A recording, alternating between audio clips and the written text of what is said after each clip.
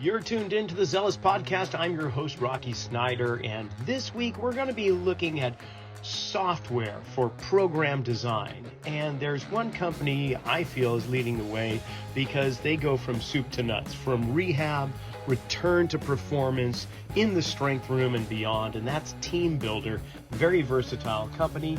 And I've got the CEO, Hewitt Tomlin, on as my guest. We're just going to get right underway, learn a little bit about the company and what they do. Hope you enjoy.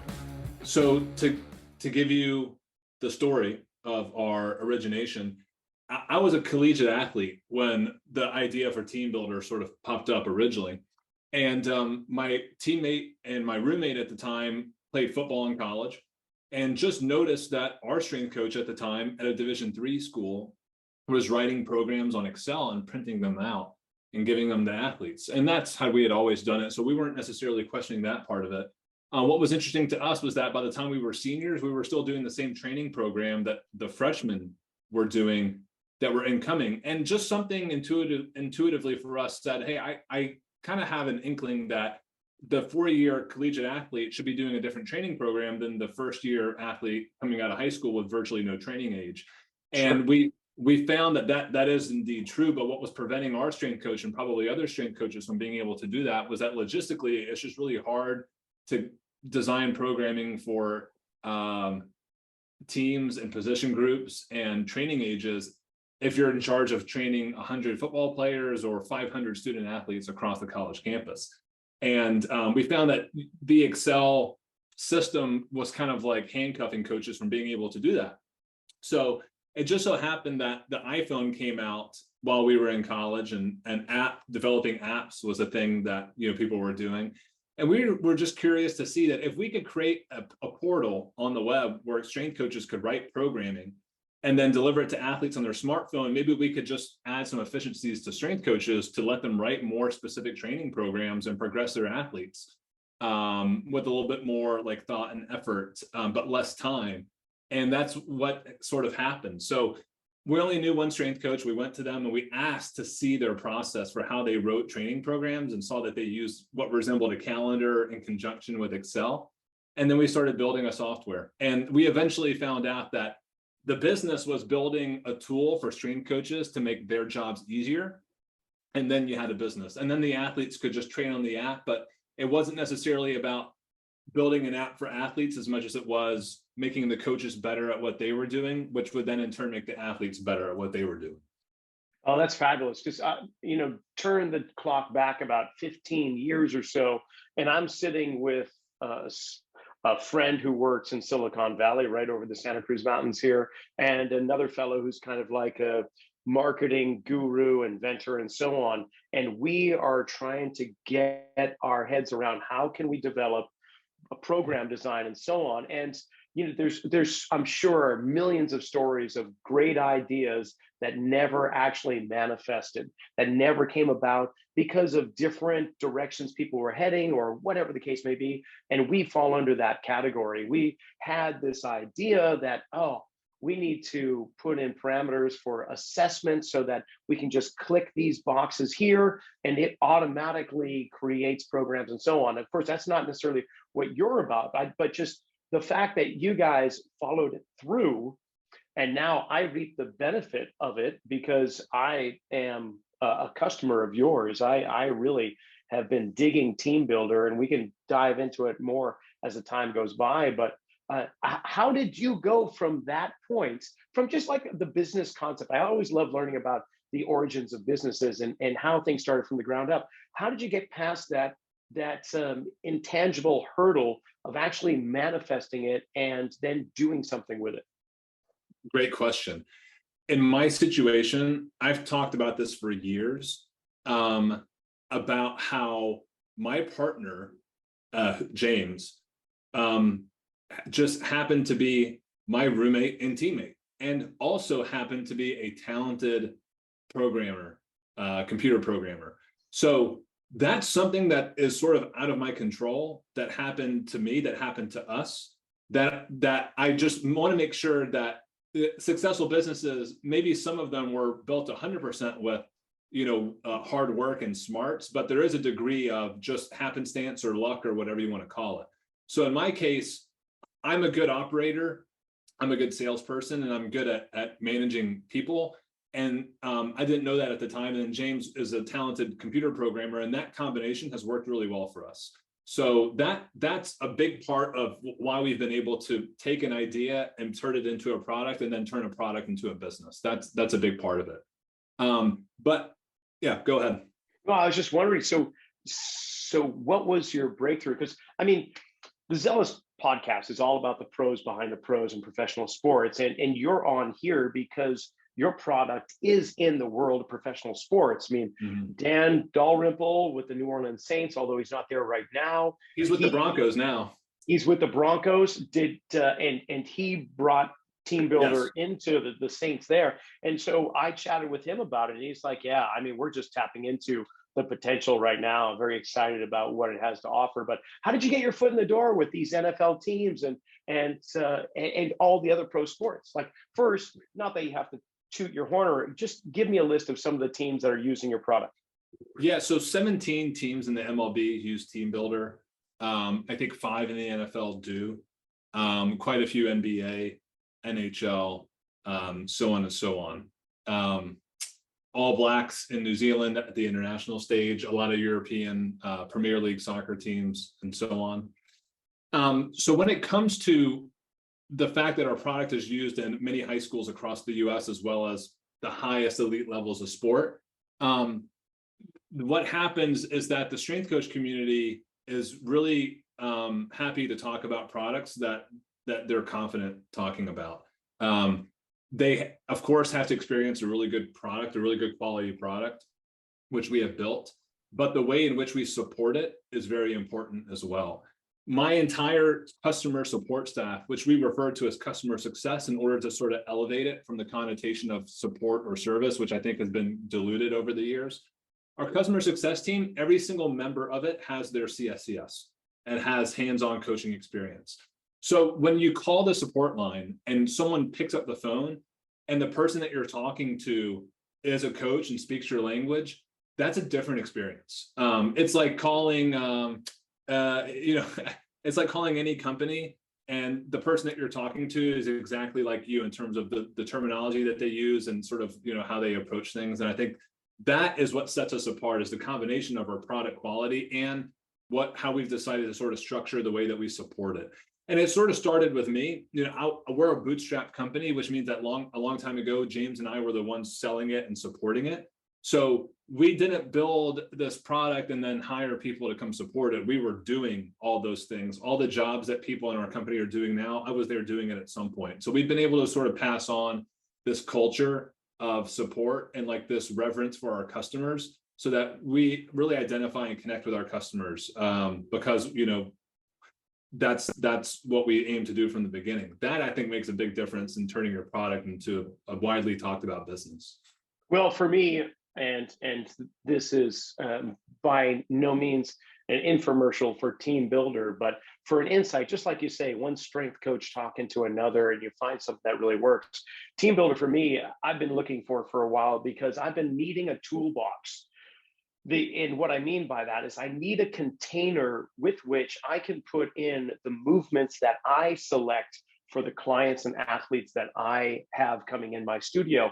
And these are movements that are not the traditional list of exercises that you'll typically find on some kind of program design software. I rarely ever do a lot of bodybuilding style lifts.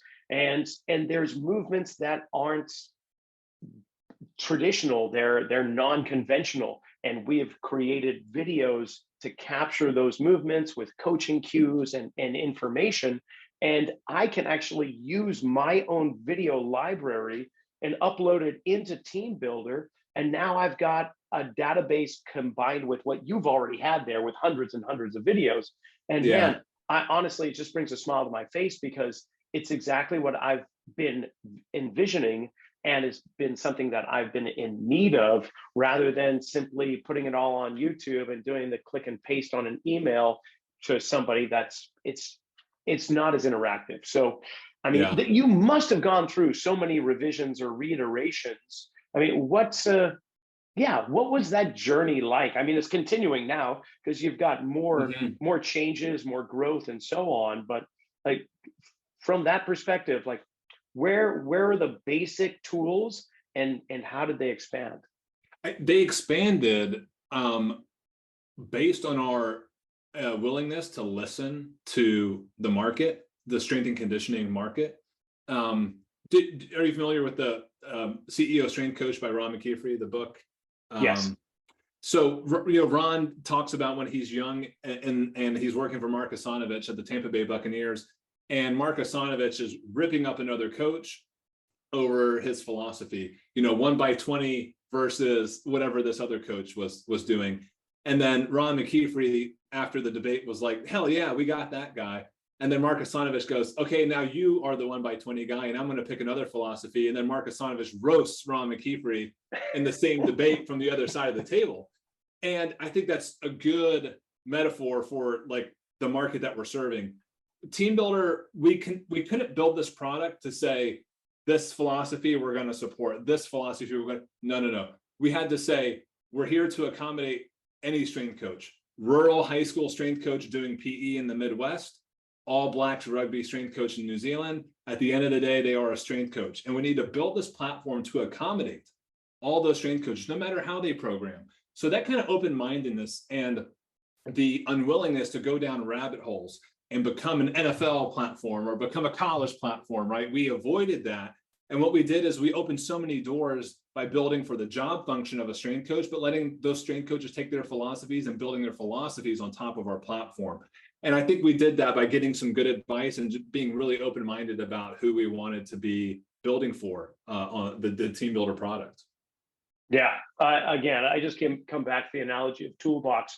You could have a bevy of different types of scientists, from rocket scientist to electrical engineer to a botanist or whomever, and they can all use this toolbox and fill it with whatever their daily tools are. And that's kind of what I see, from strength coach to physical therapist, rehab specialist to sports specific coaches and so on. It's just a way of housing the programs that you develop for your people, your athletes, your patients, whatever.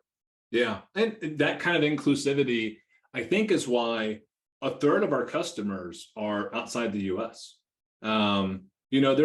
There's strength coaches in Europe that train a little bit differently from the US. I'm sure you've been in the industry long enough to kind of know that these philosophies change depending on what sport or country you're in. And Australia and New Zealand make up the most customers outside the US for us. I think that's indicative of the sort of inclusiveness of the product, is that we built for the job function and we're supporting strength coaches as a whole, as opposed to, if you look at some of our competitors over the years, they sort of specialized into private facilities or they specialized into colleges. And we just weren't interested in doing that because we felt like we had the opportunity to build for the strength coach, period, as opposed to the strength coach in this setting or that setting. Certainly, I can understand that completely. And what were some of your headaches, like as you're developing this, as your journey? Do you find that you long for the days in the gym, or have you been able to keep your foot in the door of that environment and not just in the boardroom? Good question. The challenge for a pair of bootstrapping entrepreneurs is when you start hiring people, because I was doing all these things myself hands-on, and I knew they would get done and I knew how they would get done.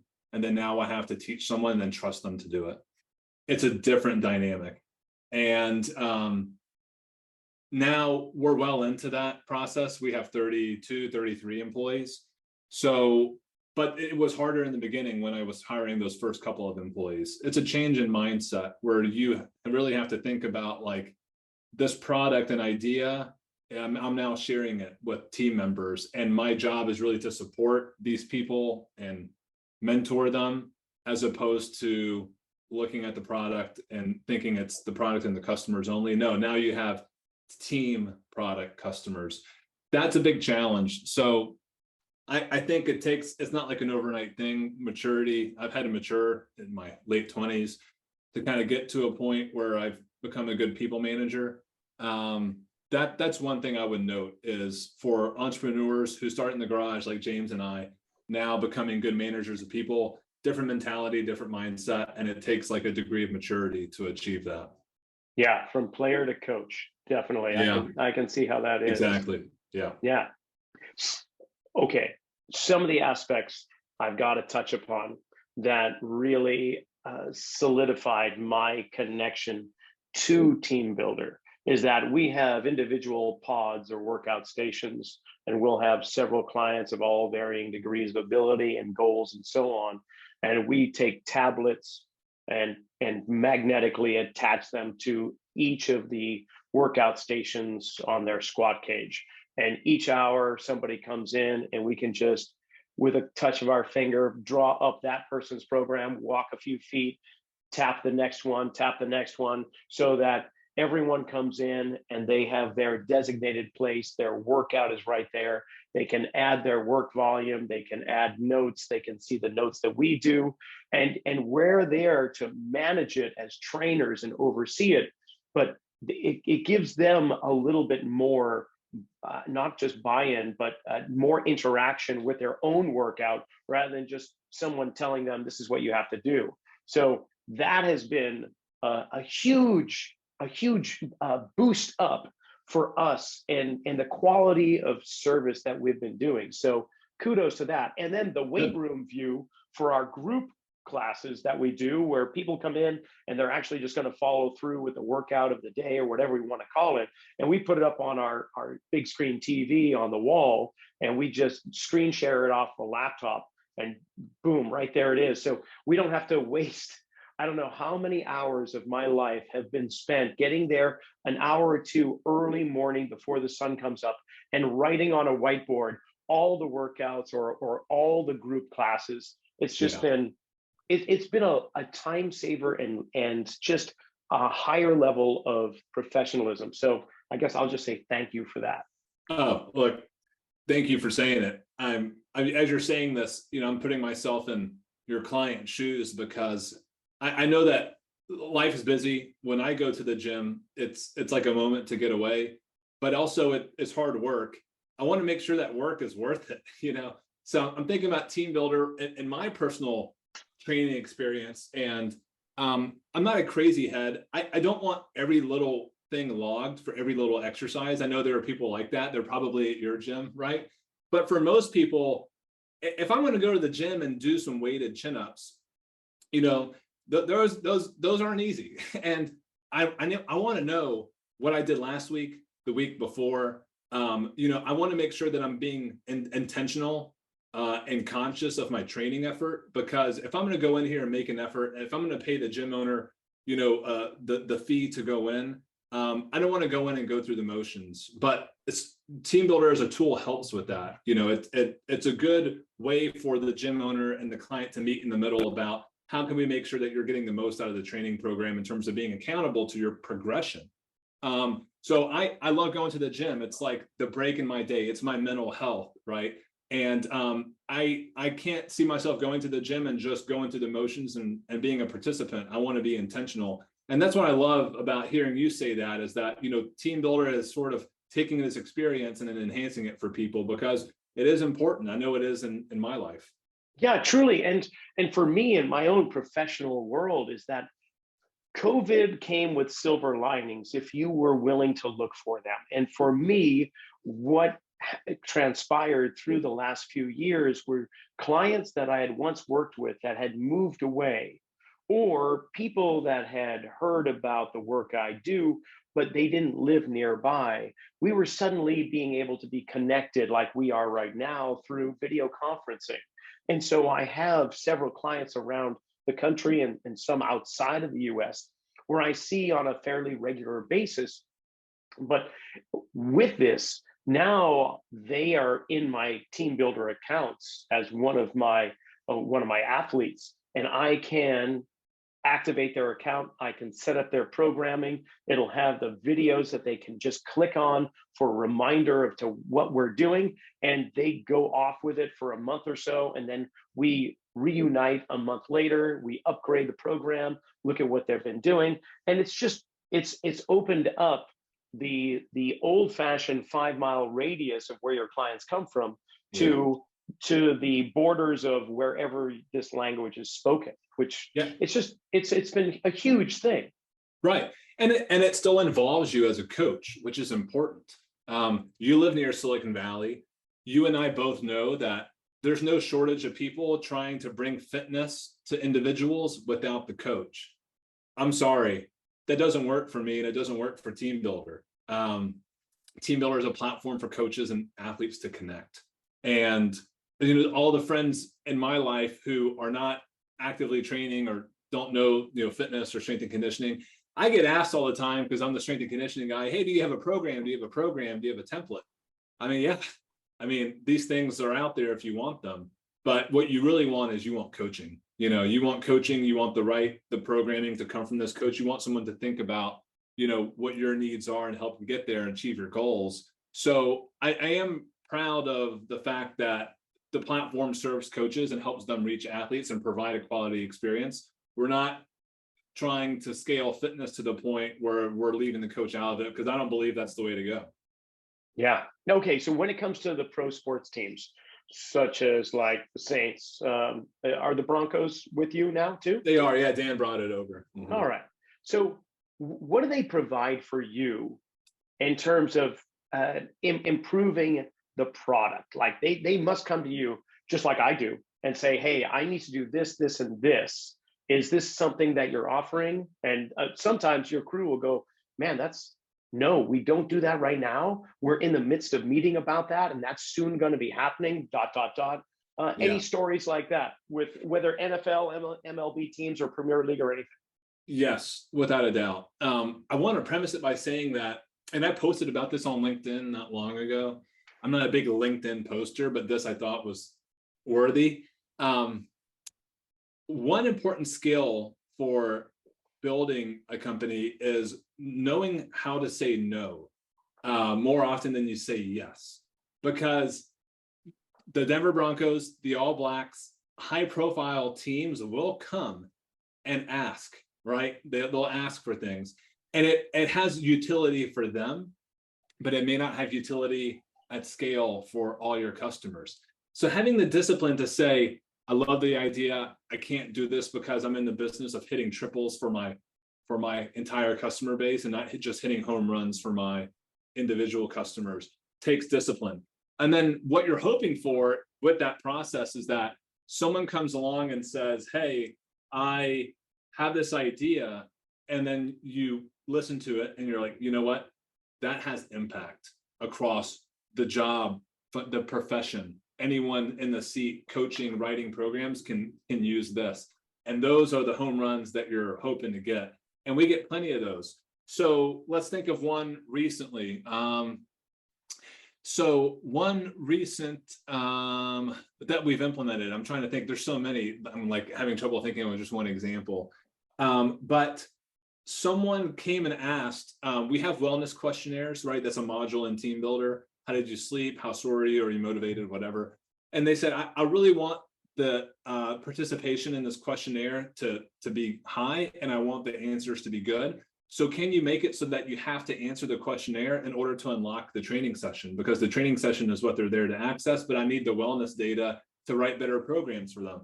So we launched a feature where we gave the coach the option to make a training session mandatory in order to unlock the training session. And then now we're getting higher rates of response and better quality answers. And the coaches have more data to work with on the readiness of the athletes. And that was just a win-win across the board. So that's the kind of stuff we're looking for, is what can we provide the max utility across our customer base? And then that's what we roll with.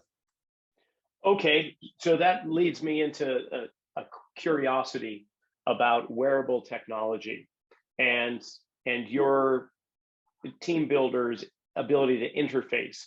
Is that something that is currently being done? Is it something that you're considering? Is it something that's in the making? Yeah, so 2 months ago, we launched our wearables integration so that anyone who wears a wearable that's compatible with Apple iPhone can connect their wearable to Teambuildr and see the wearable data in Teambuildr. Apple Watch is the most compatible. I wear a Whoop band, Oura Ring works, Garmin works, so on and so on. And then they can opt into sharing that data with the Teambuildr coach. And then the coach can view a dashboard that aggregates these wearable metrics. So that's functional at the moment. Wow.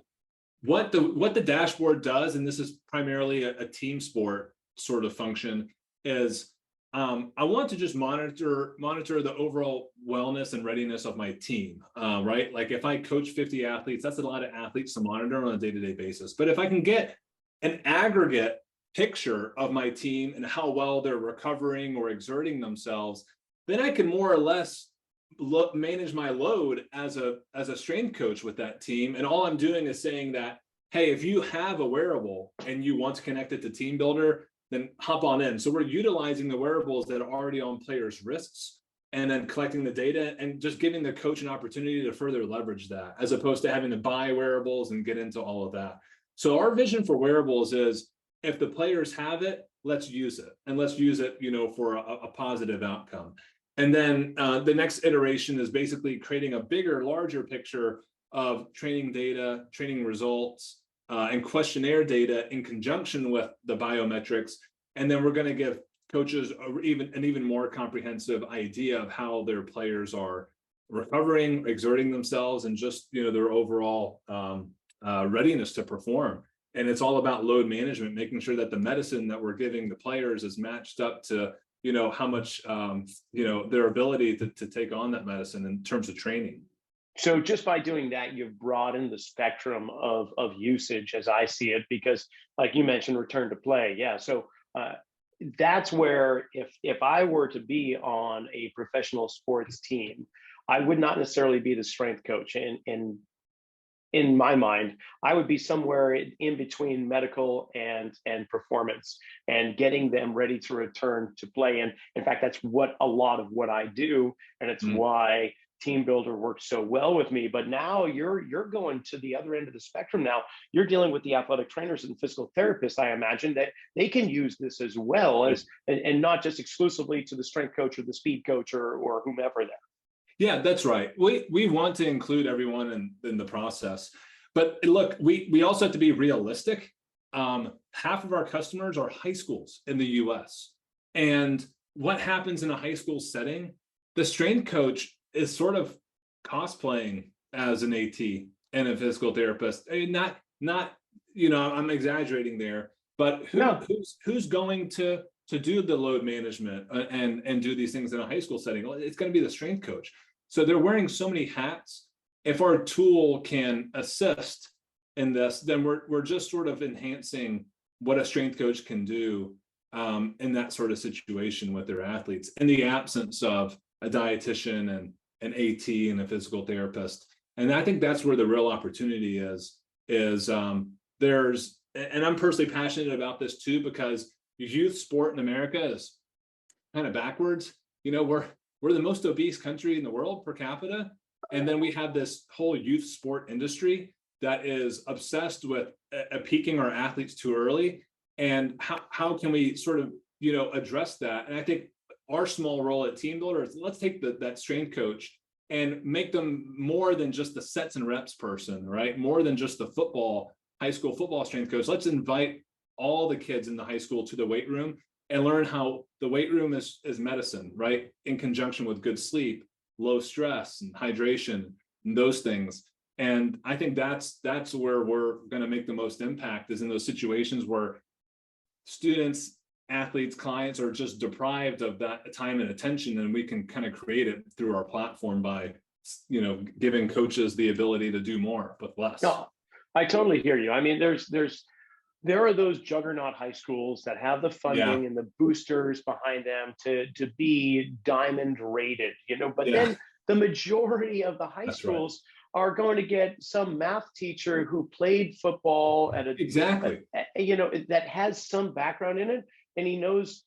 Nothing against high school coaching. I have tremendous respect, but some situations where they know just enough to be dangerous, just that minimal amount. So the nice thing is that you've got programs already kind of created to draw from. So with those programs, here's my question: do you get some of that insight obviously you just mentioned that your entire staff are CSCS, so they're qualified strength coaches and certified, nationally accredited, and so on. But do you draw from, say, the major league sports, what they're doing, or do you just design them yourselves, these templates, if you will, for like your high school football in season and off season programming? And do you know what I'm going at? I know exactly where you're going. Our customers do that for us. The leading minds in high school strength and conditioning all coached in college, and many of them coached at professional levels, and they made their way to high school for a variety of reasons. So there's so much experience and perspective out there that in our customer base, that if we call on the customers, they come running to help. They'll design templates, they'll share their input from decades of experience. And I think, I leverage our customers for so much here because they're the ones with the answers, and all we have to do is ask the right questions and listen. So I really rely on my customers as a whole to guide our programming design, to guide our product development, as I mentioned. I think as long as that feedback loop is healthy, that's how we will continue succeeding, building the right products and building the right content for the coaches who are new to the profession. Right on. Okay, Obscure Sports Quarterly, the magazine and the movie Dodgeball, right? Yeah. Okay, my question is this: what is the most obscure sport right now that you have as a customer, whether it be a coach or whomever? Do you have curling as one of your curling team from Canada? Oh, that is a good question.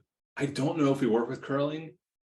Maybe in an Olympic sporting body, the curling athletes will be training on Teambuildr, because we do work with Olympic sporting bodies. Axe throwers? What about axe throwers? Yeah, I mean, whatever you see on ESPN 5, like, do you have any of those guys? No, my answer was going to be Gaelic football. Whoa, okay, yeah. Didn't see that one coming. Hurling and Gaelic football are so interesting.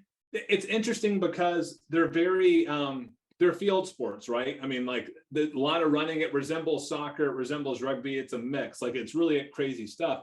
But it's so big in Ireland.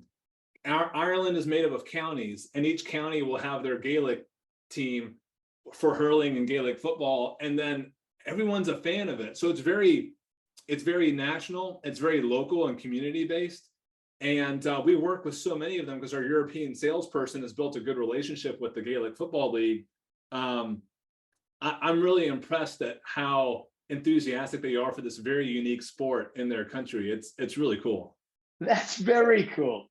You never know the people you touch, the lives you touch when you come up with one idea. That's phenomenal. That's the most fun part. Is I grew up middle class in Tennessee, playing high school football, played college football. You know how football in America is very, center of the universe. Well, now it's like, man, there's so much more. I've learned this over the years. Football, I still enjoy it as a sport, but I just think of it as one of the sports now, because when you look internationally and you see how big rugby is and how big some of these other sports are, cricket in India, cricket in the Commonwealth sports, it kind of broadens your perspective, and you're like, hey, and extreme sports, like, this, how stand-up paddleboarding and some of these, what's called extreme sports or water sports or whatever are now real competitive sports with people training for them. That's a real sport. People are treating it and approaching it as if, it's competitive athletics, which it is. Yeah, and we're seeing some of those sports emerge in the Olympics. So they are actually becoming Olympic sports, whether it's surfing, I think skateboarding's not too far away. Of course, snowboarding's been there for a few Olympics now, 4 or 5, but yeah, exactly. So from a business perspective, you've been on this steady course and rising up the mountain. But granted, every now and then the rock slips here and there, and you continue to climb. Where do you see your direction, whether personally or as a company? Where's Hewitt Tomlin and Teambuildr going? Well, the important thing that my partner and I realize is that we really love working at Teambuildr because we love our employees and we love our customers. So we have no interest strategically in doing anything else but that, just the same thing that we've been doing. and just improving it over time. In terms of the product and the audiences that we serve, we will never pivot away from strength and conditioning. That's our bread and butter. I personally enjoy it as an industry. I personally enjoy the customers. So I have no interest in pivoting away from it, and there's no need to. We have a really good business there. So I think what we'll do is continue expanding Teambuildr to continue being a really impactful tool for strength coaches as the industry progresses. At the same time, we have seen a lot of growth in the commercial or private fitness, if you will, strength coaches in gyms and private facilities. And they're a little bit different than sports coaches in team settings because there's a business aspect to it. So what we're doing there is expanding our product offering. And this GymStudio, this is a product that we're working on currently that will act as a mind-body competitor. And what the benefit will be is that Teambuildr and GymStudio are going to be sister products and highly synergistic. And we can say, hey, whereas you pay for MindBody and Teambuildr, you can get both from Teambuildr. And we'll just take care of everything all in one platform. So that's the idea going forward. No, actually looking forward to that day. No offense against MindBody, but it's the devil you have to dance with at this point in time. So that sure would be nice. Yeah, I'm definitely in the throes of that. Well, that's great. Now, if this is the opportunity where we can kind of follow you on social media, or people want to find out more information about Teambuildr, GymStudio, and so on, where do they go? What do they do? Teambuildr GymStudio on LinkedIn. My Instagram profile is personal. I think if you want to follow along with me and, when I'm not talking about work and all that stuff, Instagram, because I don't work 80-hour weeks anymore. I like to work 40 and put in a good quality work week and then live my life outside. So LinkedIn for business, Instagram for working out, skiing, golfing, my family, my dog, my kids, all that. So yeah. Hey, how was it to go from 80 to 40? I mean, what? Just curious out of that, like how difficult was that mentally, or was it just kind of like you just got to a point where you said, you know what, I can't do this anymore? I got to the point where you did. Yeah, you got to hire people and spread the work out, because in my early 20s, I'm hungry and I'm a little insecure because I have a business idea but no business. And when the business comes together and you create some security, some dependability, and you start having a family and you start hiring employees, then you start becoming more long-term oriented. I'm building one of those old Japanese businesses, the business for 2 generations, 100-year business. And if you're thinking in terms of what does Teambuildr look like, and what am I building this to still be standing 50 years from now, you can't work 80-hour weeks. What's the point? So I think just that shift took place pretty naturally. And I talked about this before. This is a big thing that I realized in retrospect. Again, when you have an idea and you don't have a business, you better get to work. You gotta create something.